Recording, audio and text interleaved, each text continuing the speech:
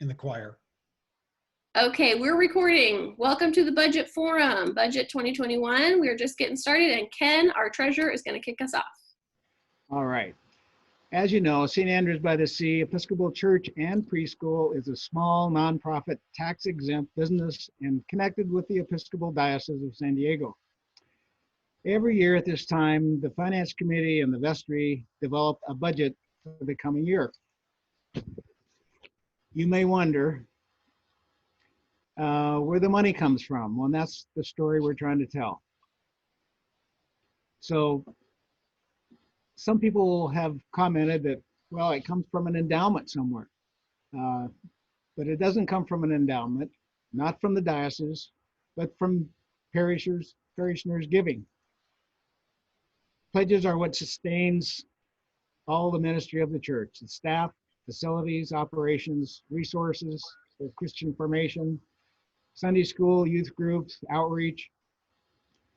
The preschool has tuition income and expenses, just like the church. Of running the preschool, including the director, the staff of teachers, expenses. The church and preschool operate together financially with income and expenses identified separately. So we know where each other's contributions and expenses lie. And that's the benefit from having good bookkeeping and all the details, so it's visible anytime somebody's wondering what's going on. In the past few years, the church budget has relied on income in the form of a tithe from the preschool to operate. This year, everything has changed with the COVID-19. Our preschool can only have about half the number of students, but the costs are almost the same to run because we almost have a full staff of teachers and we have all the operating expenses. So the church usually counts on about $80,000 from the school in the form of a tithe to run the church. Now and until COVID-19 regulations change, the preschool expenses are greater than their income, which changes the whole financial balance sheet. Getting back to my earlier statement that pledges sustain all the ministries of the church. So as we get into a brief picture of the budget, I don't know if Mary Lynn, you can post that up on the screen. Yeah, I'm going to do that when Chris gets into the specifics. Okay, good.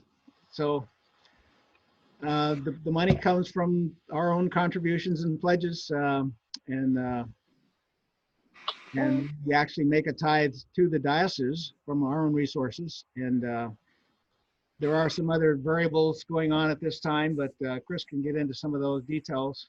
But anyway, just paint a big broad brush of where we are. That's what I wanted to convey. Thank you. Tim. Yes. You're next. I'm up. So, you know, I'm talking a bit about the preschool and how it relates to the church. And I was thinking back to 10, 12, however many long years ago when I first came to St. Andrews. Completely different situation then. And the finances then in the church were just building up. We were just getting to the point where we could hire a real rector instead of having sort of an interim rector for many years.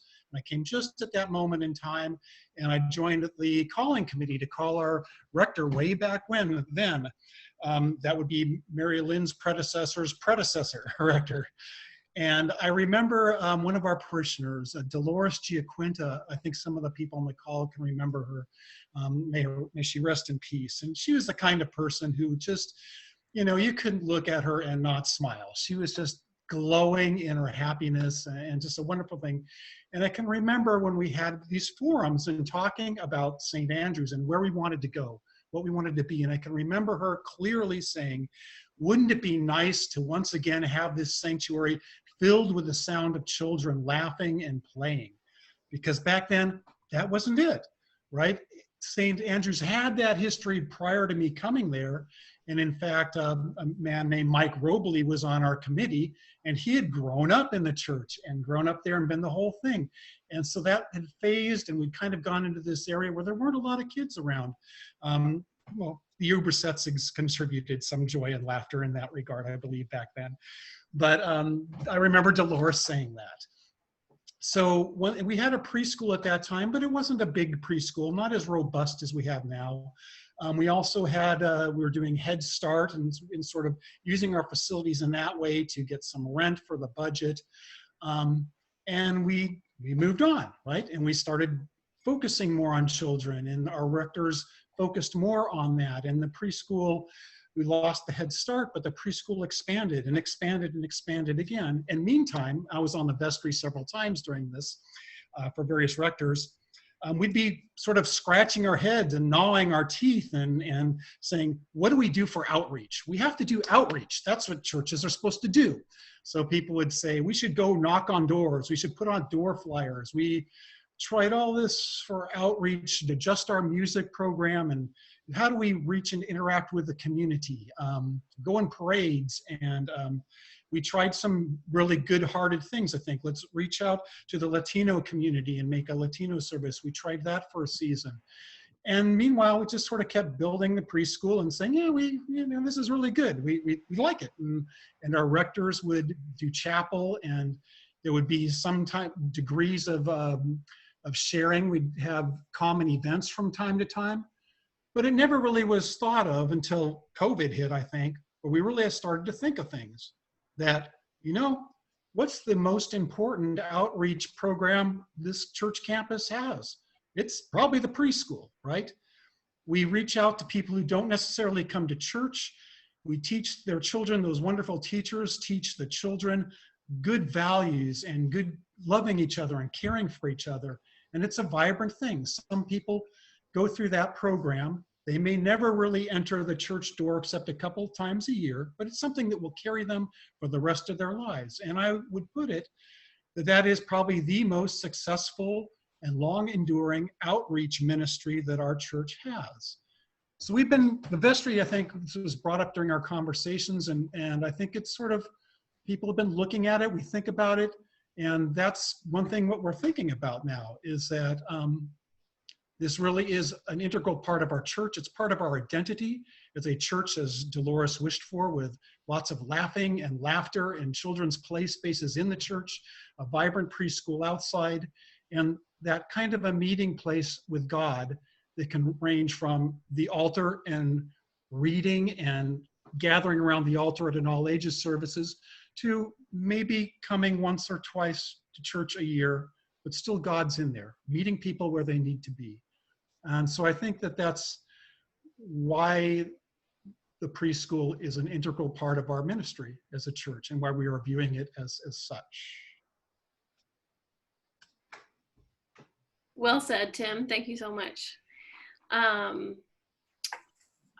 Okay, I'm going to open up this document that I'm then going to share our screen.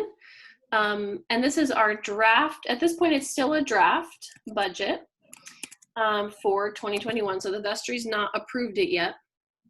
And let's see. But we wanted to take this opportunity to go over some details now. And Chris Ziebert, our outgoing treasurer, is going to lead us in a conversation. So Chris, just tell me what, when you want me to scroll or whatever. Sure. So thanks team for the intros, and I think that the reason that we spend a lot of time talking about the school, kind of at the outset of this is because that's kind of causing the biggest change to our budget this year and the biggest challenge. So keep that in mind, and I also share that our problems that we face with the school, with the declining enrollment due to the pandemic restrictions, are not because the school isn't, thriving. The school is pretty popular in the community, and we have more customers than we can serve due to the restrictions. And this also is not a unique moment that affects St. Andrews.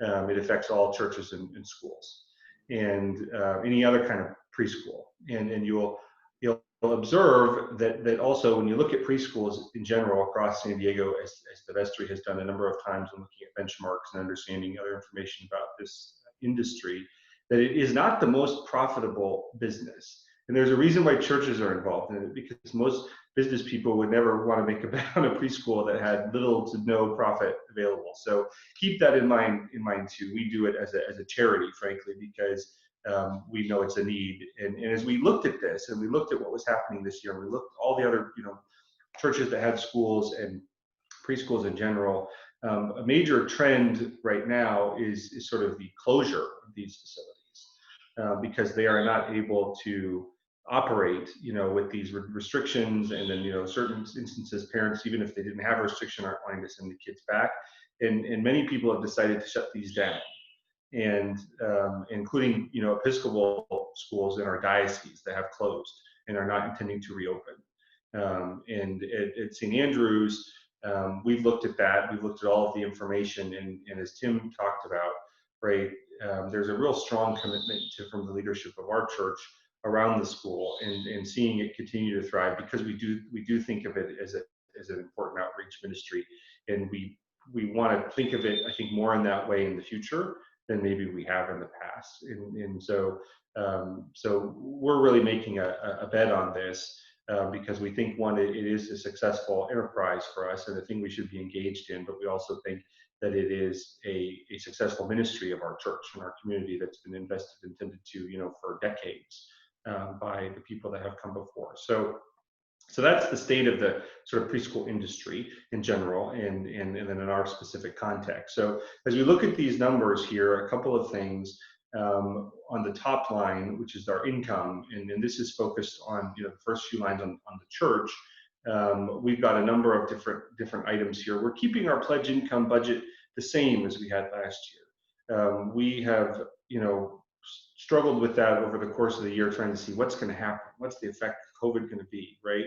And it's been not totally clear, but in general, we're cautiously optimistic that we're going to meet our income this year and potentially exceed it, thanks to the generosity of our members. And so we're holding that number steady for next year. We still need some pledges to come in to meet our goal. We're counting those up as every time they come in and adding them to our number, but we're hopeful that we will get there. So if you haven't pledged and you're on the meeting today, or you are watching the recording later, we really would encourage you to make your pledge for 2021 so we can make this number, because if we don't, then we would have to make other adjustments, right? The next number is the plate. This represents money that's given by people that are not pledging members of our church, so they visit one Sunday or a couple of weeks of the year, something like that. They're passing through town, and they put money into offering plate, right? So with the closure of the church for most of the year, we've seen that number down quite significantly. And we will not meet our goal this year for plate at all. So what we've done is we've sort of put in a much lower amount for this season, with the expectation that we will return to a higher amount in the latter part of the year when the pandemic is expected to dissipate. But we'll have to see how that goes. So that number is down. Another thing that you're going to notice is this facility and use rent. We've been trying to be creative about that and think about ways we can use the facility to generate additional income. So we are projecting additional facility rent for this year. That's related to the previously discussed agreement that we've made with another church in our community that is not blessed as we are to own their own building. And we're allowing them to use the lawn at the moment. Eventually they would be using the sanctuary building as well to conduct their worship services at times that are not inconvenient or cause us issues with our own scheduling. And so that's helped to raise that income a little bit. It didn't raise it as much as we would have liked because one, we're not renting them the full facility, we're renting them the lawn, so the amount is not as high. And then additional, our groups that provide a significant amount of this income often are used throughout the year. We host a whole bunch of groups here. If you didn't know, I think most people do, but AA and NA and these different kinds of community groups, they're not able to meet, right, in the facility, and because of the COVID issues. And so that amount has gone down, but partially offset, or more than offset, I should say, by the new agreement we've struck with this additional organization. And then the biggest piece, as you'll notice, is the roughly $200,000 decrease in the tuition and from the school income. Okay, and this is related to those limitations, right, that Ken alluded to, which is we can't have as many people, but because of the COVID rules, we need almost as many employees to tend to the less number of students. And so that equation doesn't work, right, from a financial perspective, but it is what it is. And we feel that we want to kind of continue with this until we can get past this, hopefully the season of sort of being upside down. And so what we've done with that number is we've assumed the continued limitation of the enrollment through the rest of the school year. And then we're hoping that again in the fall, when the school year starts again, that the pandemic will have dissipated and we will be operating according to normal procedures. And so those are the assumptions that are based in these numbers are based on, I should say. Okay. I'll get into some of the expenses next, but I'll just pause for a moment and see if anyone has any questions they want to ask so far. And you can ask anything. And if you do, just unmute yourself and shout out your question. I can't see everybody right now.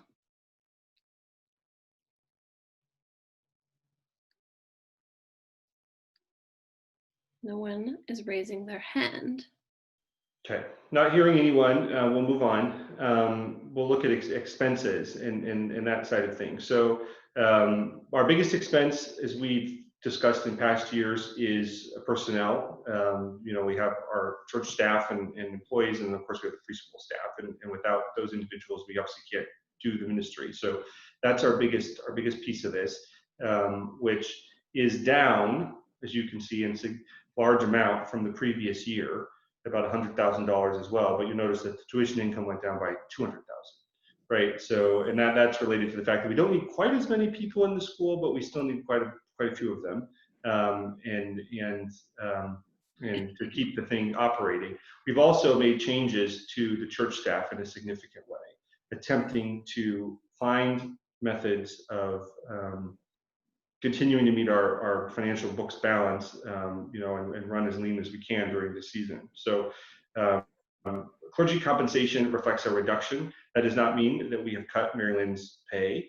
That means that Mary Lynn conveniently decided to have a baby during the financial problem, and we will now be, because of that, the insurance that we pay for her will reimburse us for her pay during that period of time that she's not with us. And so that actually turns out to be a financial benefit to us. She did not plan it strategically. She claims that you can investigate that with her later individually. The lay staff it represents also a significant reduction, and that is for a couple of reasons. One, we've recognized that we don't necessarily need all of the services that we had before, with a number of hours a week, for some of our programs, because of the remote nature of the church operation, and the affected resources have also, employees have decided they would like to have kind of a reduced schedule right now, which helps us a little bit there. The biggest change in this piece, though, is on music. And so our music minister, of course, left the church in the fall. We all know that Charles is no longer with us, and that also presented an opportunity to revision the music for the season.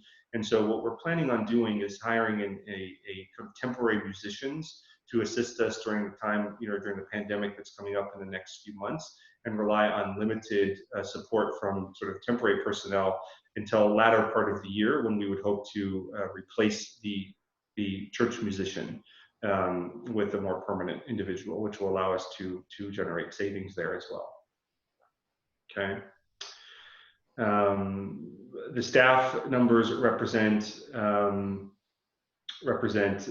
reduction. Preschool staff, I should say, represent the number of less people that we need from a teaching perspective. But like we said, it's almost similar to what it was last year.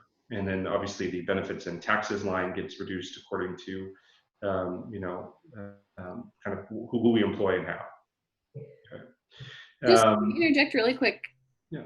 If you are someone who's interested and passionate about finding a new music, sort of discerning what our new musician position is going to look like, and helping us find that person in the spring of 2021 and spring and summer, let me know. And the committee is open, and we've got, we'd love to have your help on that, in that process, if that's something you're excited about.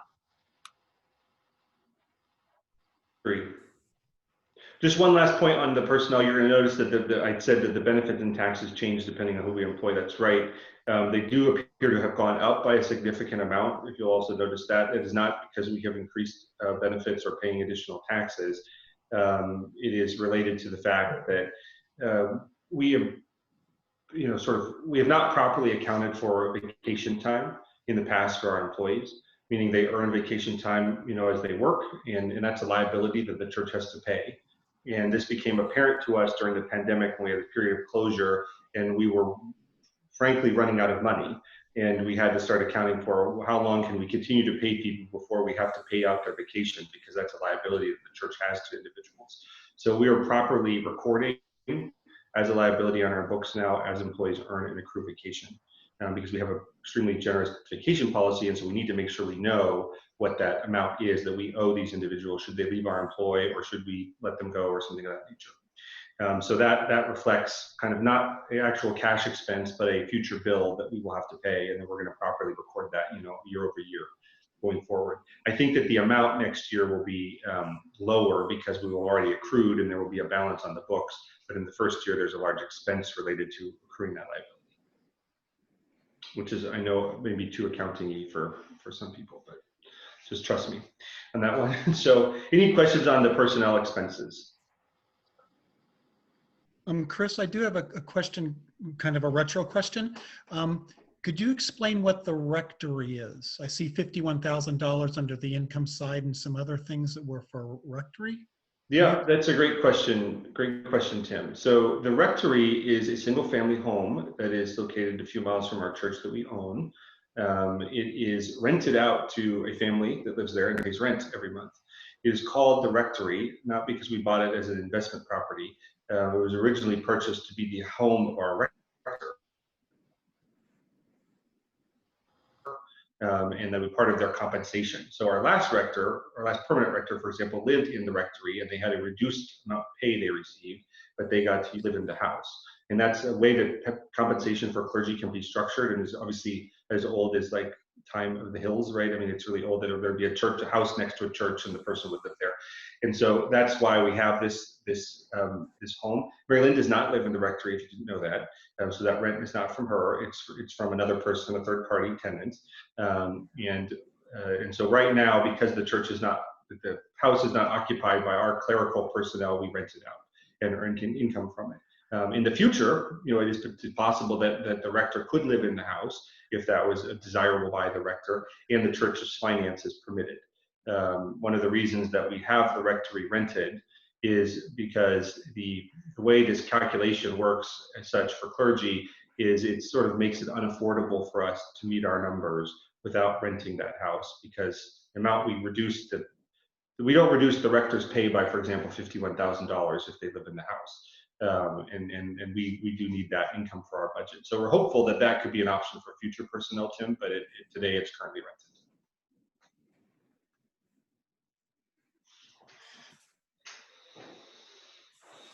Any other questions? All right, let's move on to expenses. So we have a lot of categories of expenses here that relate to the administration of this church and school.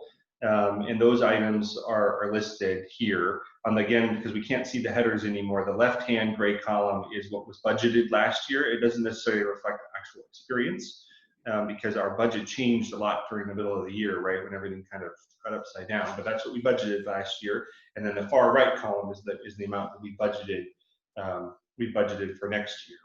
And so these are expenses that are related, that are non-personnel related, that are related to delivering these types of services.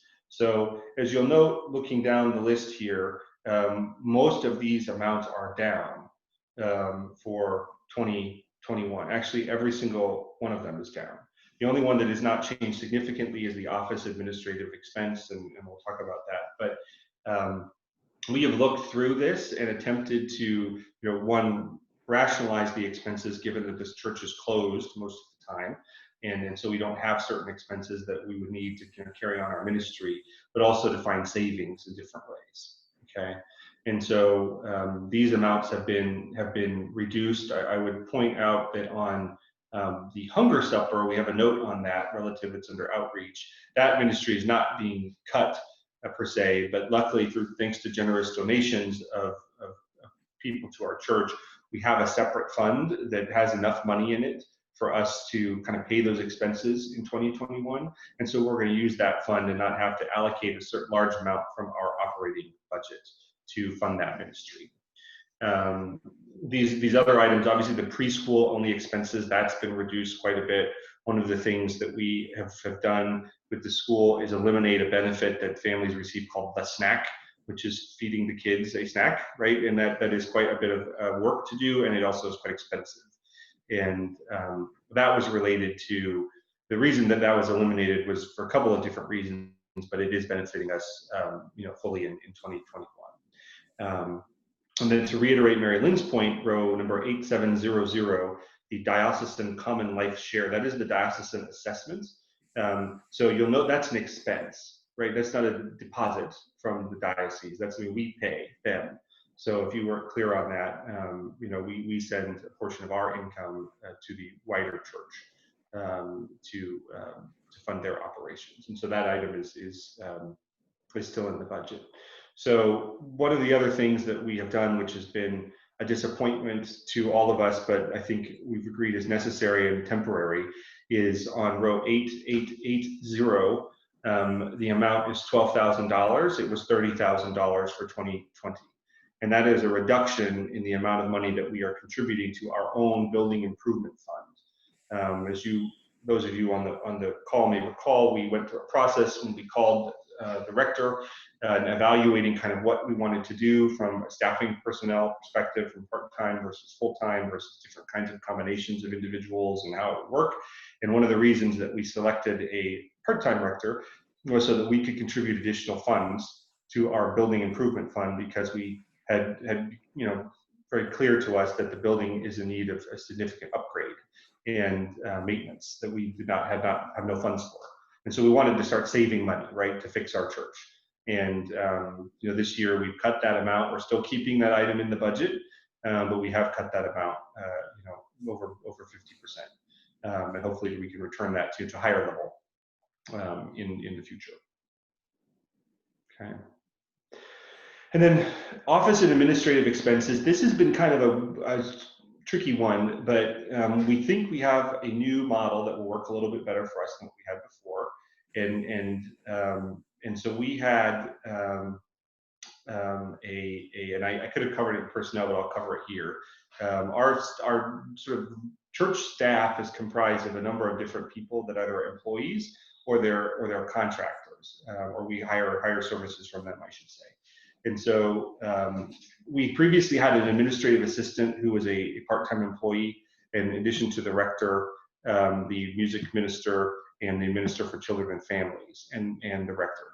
And what we've done is we sort of mixed up that complement a little bit. So currently we have the minister for children and families and the rector. The administrative assistant position was eliminated, and we were replacing that position with a new job that we're calling operations manager. Mary Lynn can correct me on it, but this individual will help provide some of those administrative duties on a reduced capacity, and keep, I think, things moving from an administrative perspective in the office. And then we've supplemented that position with a new communications contract, where we've hired an outside vendor who produces our newsletters and communications home and those sorts of things. And we think that the quality of those has improved and will be easier to manage than having the administrative assistant handle those responsibilities. So that is a change. The other change that we've made, as I mentioned earlier, is on the music side. Instead of having an employee in the current period, we're going to have temporary individuals until we replace that with an employee of the church. And then the accounting function is outsourced to Erin Sacco-Pineda, who's not our employee, but we buy services from her, and that will continue in 2021. Anything I missed, Mary Lynn, on the personnel changes and admin side? Maybe just as a time for me to note that some of you know our sexton Joseph has left recently, and we've just recently hired, instead of a sexton, a position called facilities manager. and it's going to be the same cost budgeted through from this year to next year. But this person's going to actually take on more leadership roles around buildings and grounds issues, so that I don't have to do as much, basically. And the junior warden isn't going to be necessarily the person in charge of that. So there'll be a support person for that. But so we have a new facilities manager actually starting today. His name's Christopher Johnson. I'm excited for you all to meet him. And that's just another, you know, we as a church with the facilities we have, we will always need a person working facilities, you know, no matter whether the buildings are open or closed. And so that's been another personnel search going on. But I guess budget wise, it's not really changing, but just wanted to let everybody know. So. Mm-hmm. And we're hopeful that this will work out well for us, you know, better than the previous arrangement. So the last piece here, just to kind of what's the result of all of this. So the net operating income line, as you can see, this year we budgeted about $7,000, you know, we result of our operations in the positive.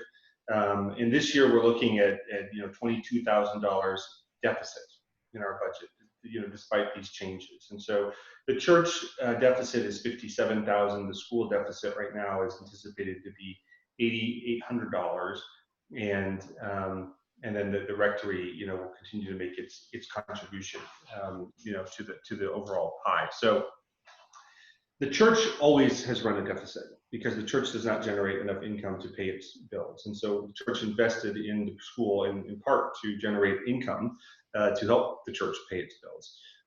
We've cut the church deficit significantly due to the actions that I've mentioned and the changes that you've seen this year. And we've also looked at the school and found any ways that we can economize. But because of the nature of their operations, they're not projected to earn anything. So usually what you'll see is a negative budget in the church column, a negative amount in the church column, a positive amount in the school column, a positive amount in the rectory column. That adds up to the total positive number. And that's how we got to the 7,000 positive number we budgeted for this year. But that doesn't work when the second column also is negative. So we are projecting a deficit. We have tried to, like I said, economize and find ways to minimize that as much as possible. The biggest thing that can help us is pledges to come in, which will keep us at the right level.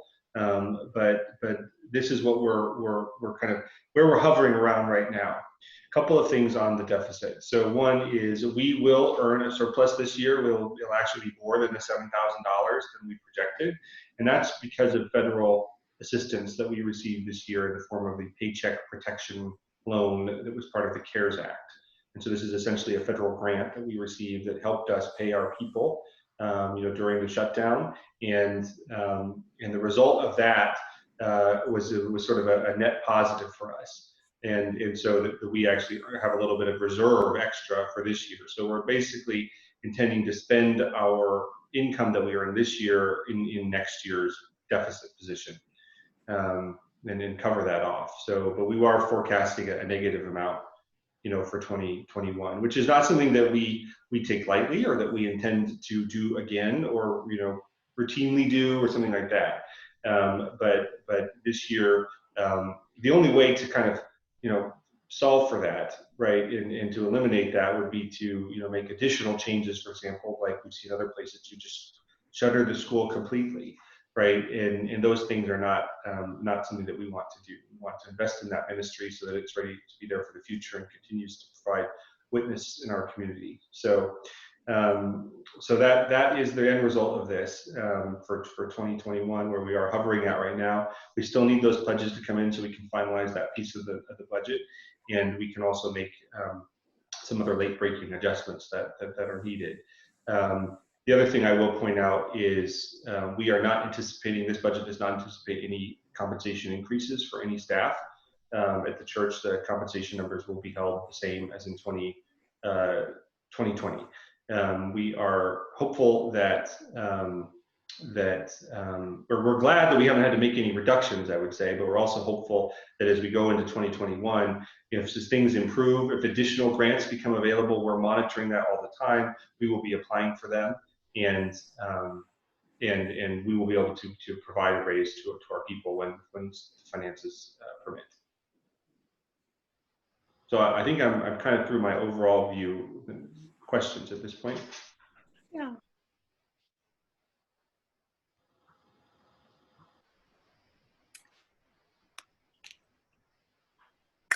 Any questions? Any thoughts? Any feedback? I think, Chris, thank you for kind of getting us into the details a little bit more.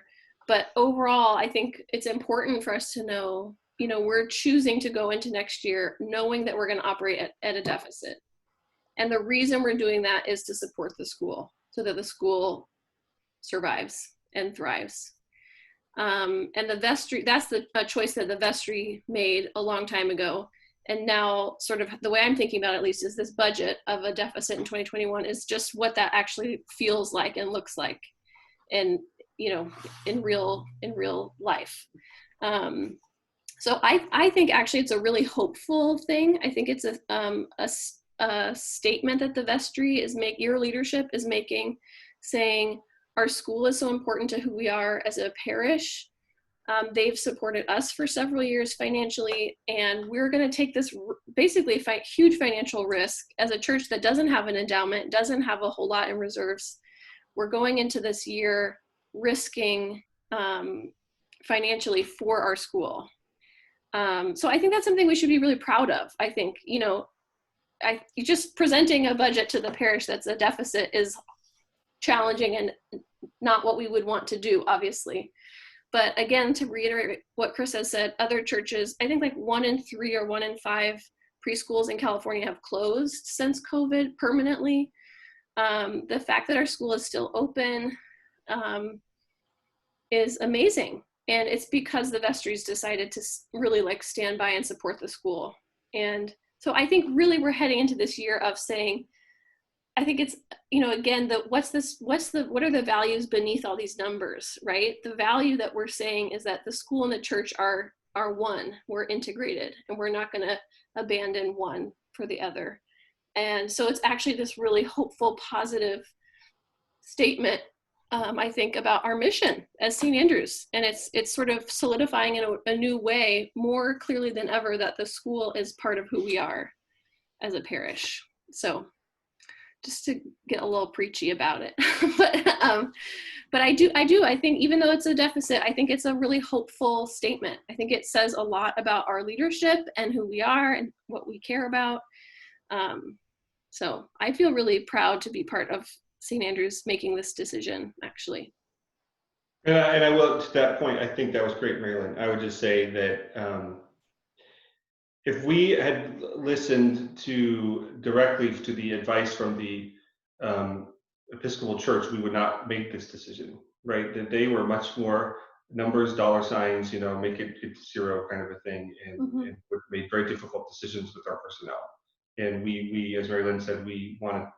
So this is not like we have to do this, right? We're doing this because we want to, and we think it's the right thing for our church. Absolutely. Can you hear me? Yes. Didn't we at one time have a conversation about a foundation or people watching over a foundation or starting it? Didn't we have a conversation at one time on that topic? An endowment? Yeah. We do have some paperwork and whatever happened to that? There were some people who were on the board of that. And whatever happened to that? That is a good question. Chris? Well, I'll say one thing and then I'll invite others. Are there funds in that endowment? Yeah. Can people put funds into that endowment? Do they know about it? I don't know. Yeah, so there was an attempt to create one.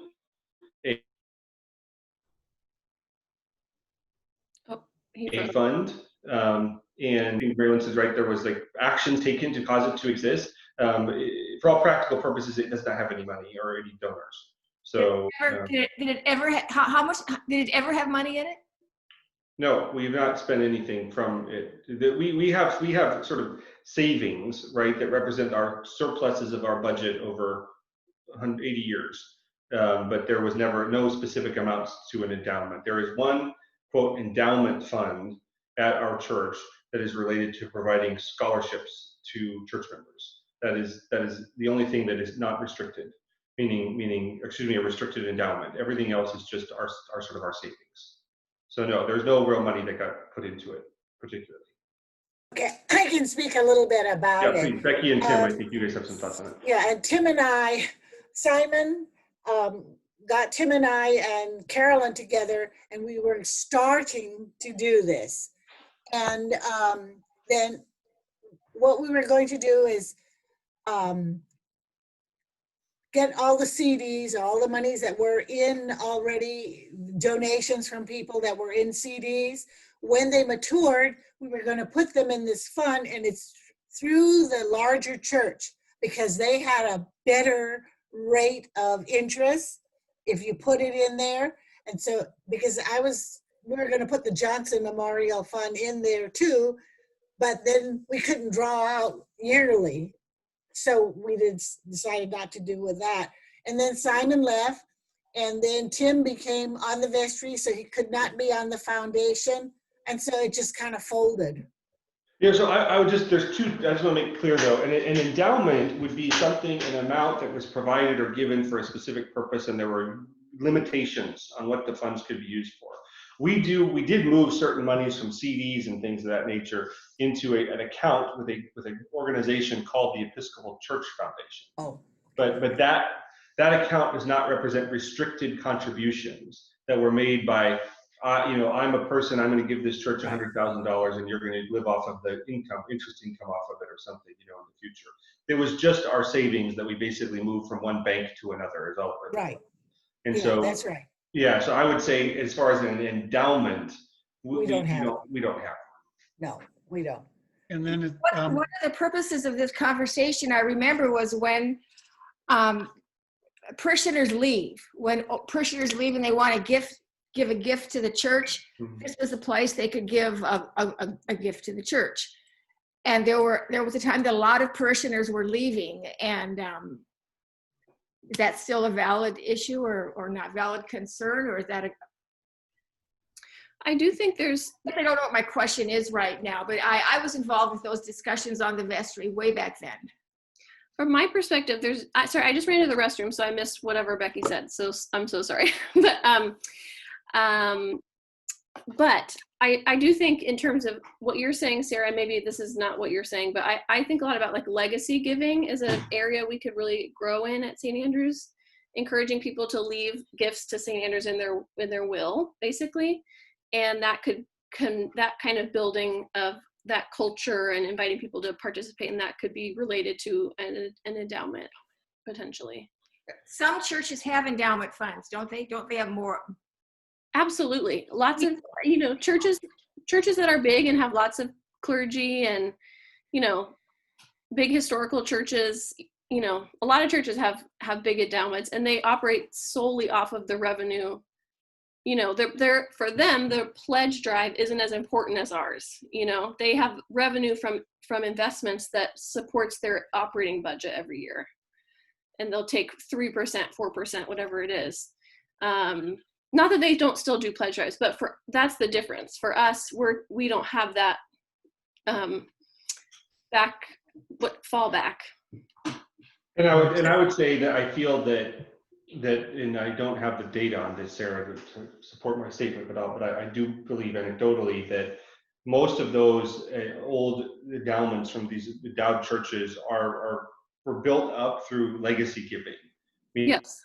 Meaning that members of this church died and left significant estate to the church, and that allowed these endowment funds to be created. It wasn't necessarily they went through a big fundraising campaign, because we would have to raise so much money right now, right, for it to produce any income that would benefit us today. And as we've gone through the budget, right, we sort of live hand to mouth. So we need all the money we get in today. We would probably want it to go to our budget, not necessarily to our endowment. But we need to find essentially somebody to win the lottery. Or I did actually attend a church once.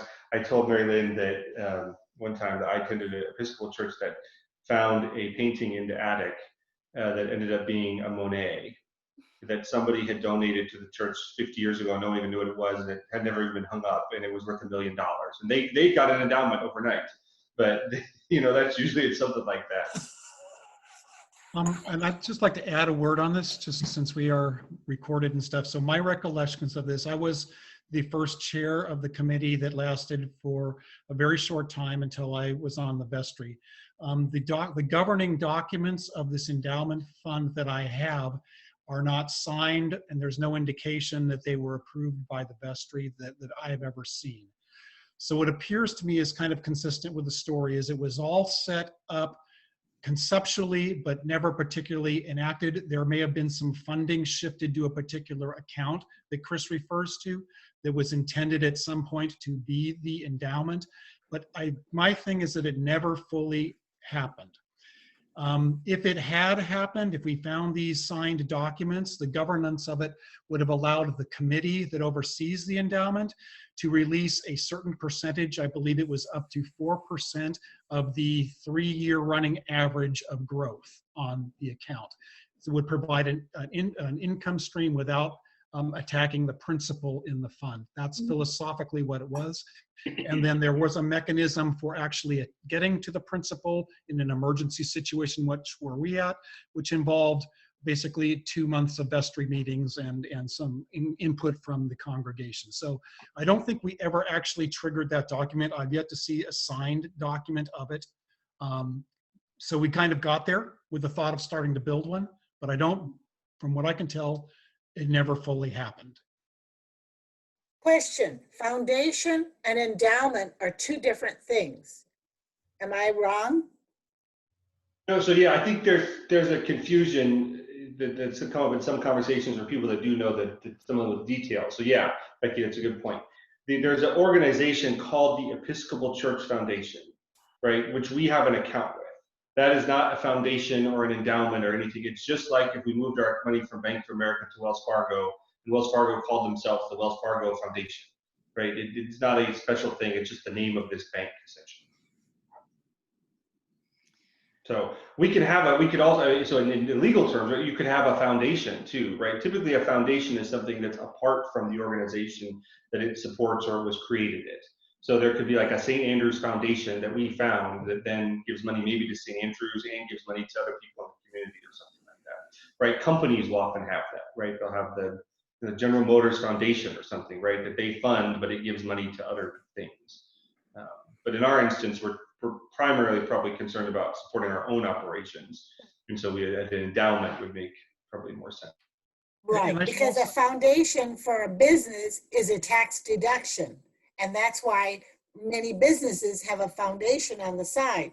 Whereas we're a nonprofit, so it doesn't matter that we have a foundation. But it is important to have an endowment. Right. Our church Yeah, and it's has a foundation. I'm so sorry. Oh, I was just going to say, I'm a member of St. Andrew Lutheran Church in Phoenix. We've had a foundation for 40 years. I was part of setting it up. And the purpose was because our pastor's son was killed and somebody gave a large gift to the church and we needed a place to put it. And we created something called the St. Andrew Foundation, which is separate from St. Andrew Lutheran Church. And within that foundation, it's governed by its own board and it has its own documents, and we have an endowment fund and we have a non-endowment fund. So you can give to either of the funds, and non-endowment funds can come back to the church and be spent on church programs. The endowment fund the principal stays, but the church council can request that funds from the revenue be put into the church for special programs, but not for the operating budget. Mm-hmm. So that's the way we have ours set up. There's a foundation, which is a separate corporation, but it does have an endowment fund and a non-endowment fund. And the non-endowment fund can be spent, but the endowment fund, the principal stays intact, and only the income from that is available. Thanks And for I should sharing be that. clear Cindy. here, one more thing. Oh, go ahead, Tim. One brief thing is when this was attempted to be started up, the only funds that were put into this this fund that was going to be the seed money for an endowment fund, it came basically from the vestry's operating income. No, there has been no person who left money to St. Andrews in their will or in their trust or anything like that. There have been no individual contributions that have said, I want this to go to an endowment fund. It's been the church funds have gone into that. Yeah. So I just want to be mindful of time. I know a couple of people have logged off. I think this conversation is really important, and sort of this second half of this year, our vestry meetings have been about, okay, how are we, for a long time with COVID beginning, we were meeting every single week, looking at our budget and trying to figure out how we were going to operate. Can we keep paying our staff? So we're, I think coming out of that place a little bit, I mean, we're still in the challenge, right? We're still operating at a deficit next year. But I think this conversation about let's brainstorm ways that we can really give gifts for the longevity and sustainability of this church and for another 90 years is really important. So I'm really glad for all these ideas. And it sounds like there's energy around having this kind of conversation again that was started, like Tim and Becky were sharing about. They were involved some time ago. So I think that's something we can definitely talk about. Are there other questions about or suggestions or ideas about the budget before we? Thanks to all the vestry for doing this. I know it's a big job. And continuing gratitude for Chris for still being the numbers guru and doing it so well. Totally. The vestry's been amazing.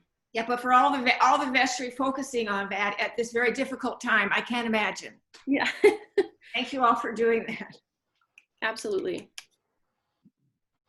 They all get extra gold stars on your crown in heaven, which I have control over. Excellent. No, and if there are any follow-up questions you have about line items on the budget, we will probably send it out at some point. I guess we haven't sent it out, right? Because it's not approved, but in the future, obviously you can always reach out to me or Ken. I will be, my tour of duty will be actually ending next month. So I will be even the non-official treasurer, even two non. So I won't be around the day-to-day anymore, but you can certainly reach out to me about anything this year. Okay. I have a question. Okay. I don't know if this is the appropriate time to ask it, but to talk about it, but somebody that I have no idea who it is, I don't know this person, gave stocks to St. Andrews. Yeah. And they sent it over to Edward Jones.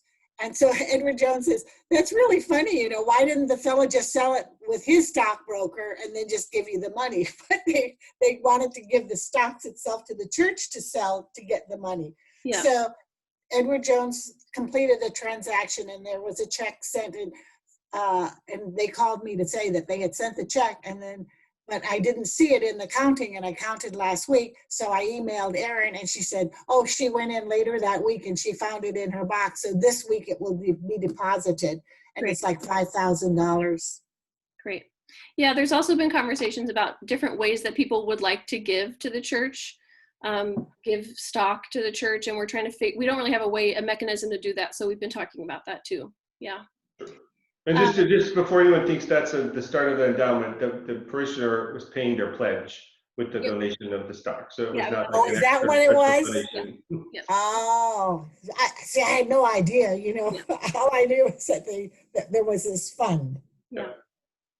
Okay, well, thank you everyone so much for being here. If you do have questions, feel free to contact me or Chris or Ken, and we'll post, I'll send this recording out next week in the e-news so everybody else can see it. And thanks again for coming. Wasn't it fun? I told you it'd be so fun. I appreciate everyone caring enough to spend an hour on this. So Yeah, it's important. Yeah, thank you for caring. All right, everybody, talk to you soon. Bye. Bye. Bye.